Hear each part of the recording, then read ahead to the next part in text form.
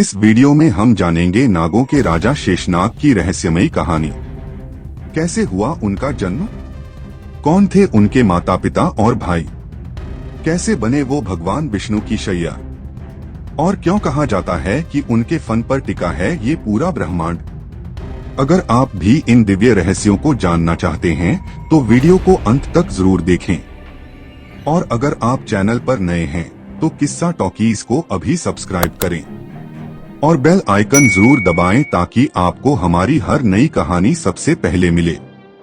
साथ ही हमें फेसबुक पर भी फॉलो करें। तो चलिए शुरू करते हैं शेषनाग की अद्भुत गाथा। बहुत समय पहले की बात है। सृष्टि की रचना के समय भगवान विष्णु क्षीर सागर में शेषनाग की शैया पर विश्राम किया करते थे। शेषनाग 1000 फनों वाले एक विशाल और बुद्धिमान नाग थे जो भगवान विष्णु के परम भक्त थे।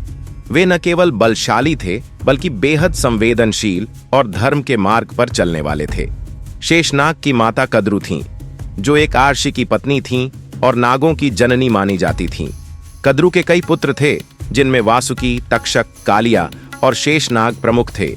समय के साथ साथ माता कद्रु के मन में लोभ और अहंकार धीरे धीरे बढ़ने लगा।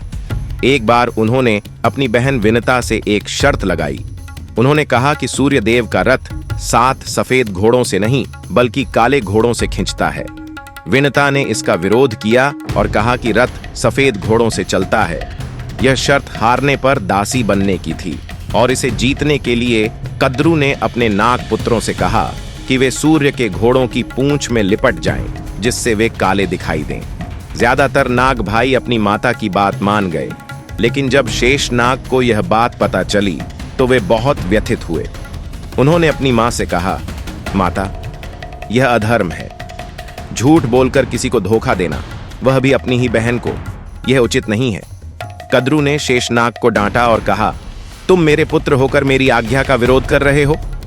शेषनाग ने विनम्रता से उत्तर दिया, माता, मैं आपका पुत्र हूं, परंतु उससे पहले मैं धर्म का पालन करने वाला हूं। कद्रु ने शाप दिया कि शेषनाग घर छोड़ दें और अपनी मर्जी से जीना बंद कर दें। शेषनाग बहुत दुखी हुए, लेकिन उन्होंने निर्णय लिया कि वे अब उस घर में नहीं रहेंगे जहां अधर्म को समर्थन दिया जाता है। वे तपस्या के लिए हिमालय चले गए। वर्षों की तपस्या के बाद वहां ब्रह्मा जी प्रकट हुए और उन्होंने शेषनाग से वर मांगने को कहा। शेषनाग ने कहा, भगवान, मुझे ऐसी शक्ति दीजिए कि मैं सृष्टि को स्थिर रख सकूं और भगवान विष्णु की सेवा कर सकूं।